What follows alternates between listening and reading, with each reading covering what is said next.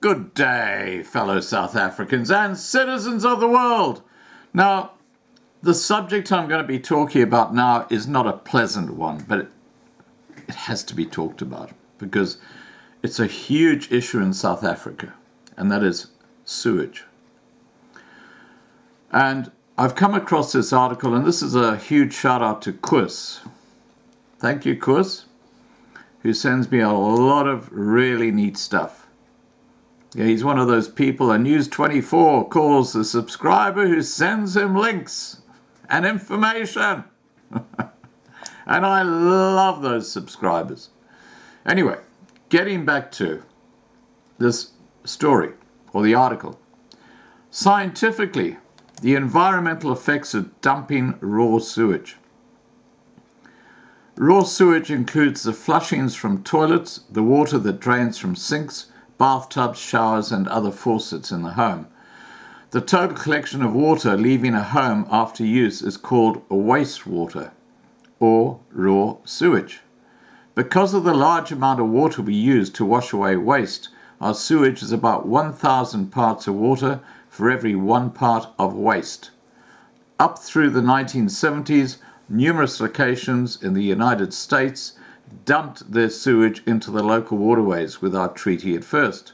The Clean Water Act of 1972 aimed to clean up the nation's waterways and develop a system of sewage treatment plants that treated wastewater before it was released back into the streams and rivers. The result of dumping raw sewage prior to the 1970s included contamination of water with pathogens, disease-causing bacteria, viruses and other organisms, the killing of aquatic life, and the contamination of drinking water. Included in wastewater are debris such as trash that are flushed down toilets or washed down storm drains, organic material, dissolved organic material, and other contaminants such as pesticides, soap, heavy metals, and other toxic compounds. The gentleman who owns the sewage collection company described in the sewage dumping scenario empties private septic tanks that are not connected to city sewer lines. This waste has to be removed from a septic tank and transported to a treatment facility. By dumping sewage into the stream, he may be releasing all or some of the above-mentioned contaminants into the waterway. The effect may be a decrease in dissolved oxygen because of the increase in bacteria that break down the waste and use up oxygen in the process. A decrease in dissolved oxygen would affect aquatic species such as fish and macroinvertebrates. The release of excess nitrogen and phosphorus from the dumped sewage may cause eutrophication and might cause an increase in algal growth. So I'm just putting that in as an intro because this is what's happening in South Africa, or right throughout South Africa. And what's happening is that raw sewage is being dumped into rivers. And of course that impacts everything that it comes across, the polluted water.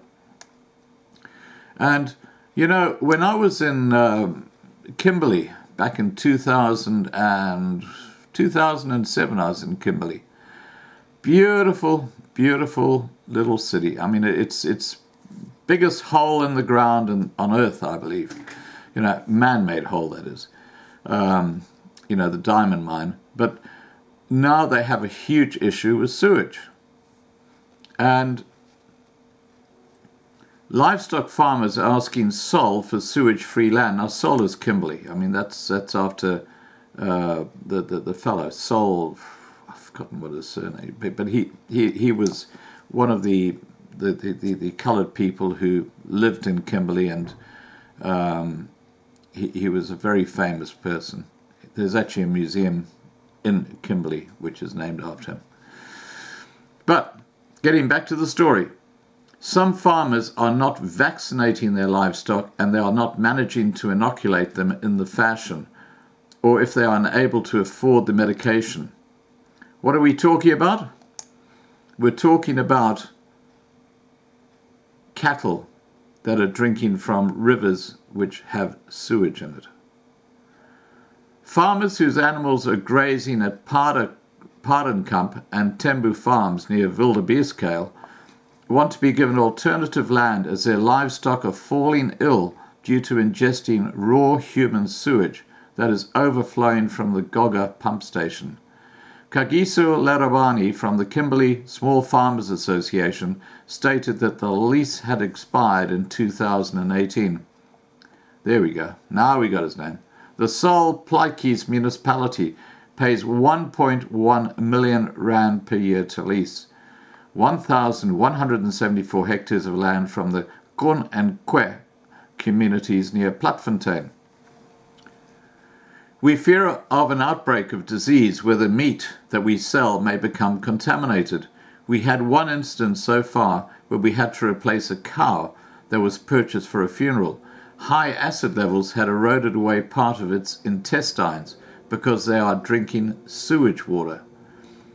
He added that since the vaccination area was stolen, farmers had to tie their livestock down with ropes and manually administer the inoculations, where the animals can become aggressive.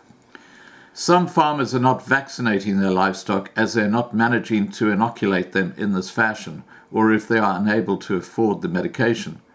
Public Relations Officer for Kimberley Small Farmers Association, Piers Macholo, added that they unsuccessfully tried to get the Sol Plaatjes executive mayor to assist them.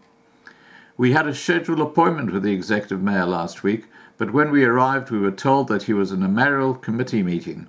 We do not know where to turn for assistance. The mayor did not conduct an inspection of the commonage, but still nothing has been done about the rising sewage levels.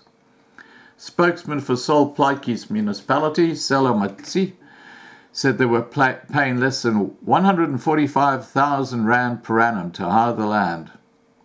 She said, the Department of Veterinary Services does regular inspections in cooperation with Sol Plaatjes Municipality to assist the upcoming farmers when challenges are identified.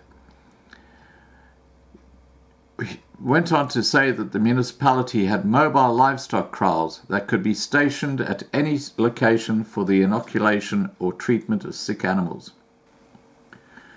The sewage water is not an ideal situation and can surely upset the stomachs of animals. The Sol Plaatjes municipality is trying its utmost to ensure that the sewage pump station is operational. The continuous vandalism and theft of equipment and electricity cables makes it very difficult to prevent the current problems. Matisi explained that there was no alternative land available for the farmers. The emerging farmers were moved from land near the Goga pump station to the current site, which has been hired from the Kun and the Kwe communities due to a new housing development that is taking place in the area previously occupied by the farmers. He indicated that the contract for the lease of the land would be renewed. Now, am I the only one getting the point here that sewage is becoming a huge issue in South Africa? You know, it's not being controlled, and that is going to create a huge environment for disease in the country. It's only a matter of time. And then we look at the dilapidated state of the South African public hospital system. It's a recipe for disaster. And then you compound all these other factors that are happening, like the trucking strike that's supposed to be happening on Monday. You know, it's really a disgraceful situation that the ANC have allowed South Africa to become. And that's the bottom line. All right, guys, please remember to subscribe to be kept informed. Ring the bell for the updates. Please like this video and have a safe day. Bye for now.